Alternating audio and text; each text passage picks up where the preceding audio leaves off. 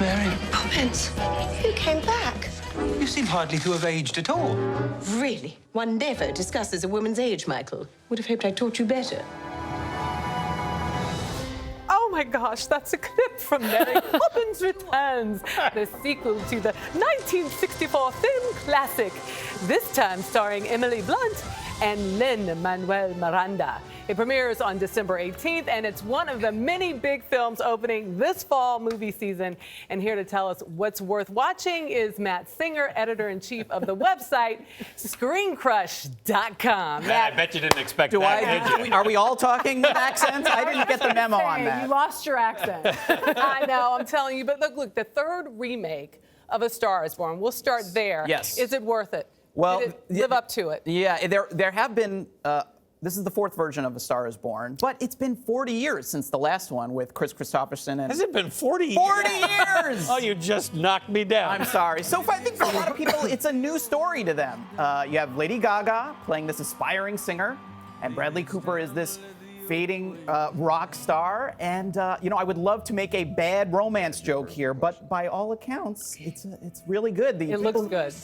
People who've seen it so far, they say Lady Gaga is great. Bradley Cooper's great. He learned how to sing. He learned how to play the guitar for the movie. Can he sing, though? Well, the first single for the movie is out, Shallow, and it's already like #1 on the iTunes charts. Okay. Right. It's a good song. All right, next up is the film I'm most looking forward to, which comes from La La Land director Damien Chazelle, who I love, and he's again with Ryan Gosling, The First Man, about Neil Armstrong. Yes. The good news is I've seen this one, and it is really good, so I think you're going to enjoy it. This is the other really big Oscar movie from the early fall. Checks off a lot of the boxes Oscar voters like. It is based on this incredible story, and it has Ryan Gosling, a famous actor playing a famous person. It is a departure for Damien Chazelle. He's known for musicals, and this is not a musical. There's no songs. Neil Armstrong doesn't sing Fly Me to the Moon while he's floating around in the Apollo capsule, but it is an incredible movie. If you can see it in IMAX, see it in IMAX. They shot the moon stuff. Spoiler alert, they make it to the moon.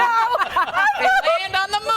But if you can see it in IMAX, it is absolutely sensational. All right, Can You Ever Forgive Me? This is the Melissa McCarthy movie. It's based on a true life story on Lee Israel, a journalist. Tell us about it. Yeah, amazing true story. Lee Israel, Melissa McCarthy plays her. This woman, the struggling writer, and to make ends meet, she turned to forgery. She started forging letters from famous literary figures and then selling them. So not your typical, I think you can see just from looking at the clips, not your typical Melissa McCarthy movie. No. But this movie Looks dark. Yeah, a little darker, but it has like 23 reviews on Rotten Tomatoes so far, all of them positive, and pretty much everyone's saying it's like the best performance of Melissa McCarthy's career. So maybe a little awards buzz about that one as well. Wow, horror fans, they got Halloween, the next batch. What is it, 9, 10, 11? I think this is the 11th Halloween.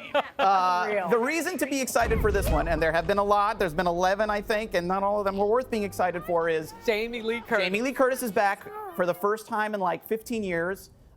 Great director, David Gordon Green, who's made a lot of good movies. And John Carpenter, the director of the original, the classic Halloween, he returned to do the score, his classic score. He kind of came back and made a new version of the creepy score. So kind of the best of the old and the best of the new. Rocky is back too, so to speak, Creed 2. So this would be like Rocky 7 or 8. I think it's 8. 8, yes. We'll have to The fact sequel in checker. the sequel series. Yeah. The sequel in the sequel series. I loved Creed. I thought it was great. Now, the director of the first one, Ryan Coogler, did not come back for this one, but you have Michael B. Jordan as Adonis Creed, you have Tessa Thompson, you have Sylvester Stallone back once again. He co-wrote it, and you have Dolph Lundgren returning for the first time since Rocky IV as Ivan Drago, I must break you. I think you see him right there. His son is now a boxer, and so you have like the family score is going to be settled by the son. It's just classic Rocky stuff. I can't wait. And quickly, Fantastic Beasts: The Crimes of Grindelwald. Yeah, the first Fantastic Beasts, that seemed to be more like they tried to make a standalone movie in the Harry Potter franchise. It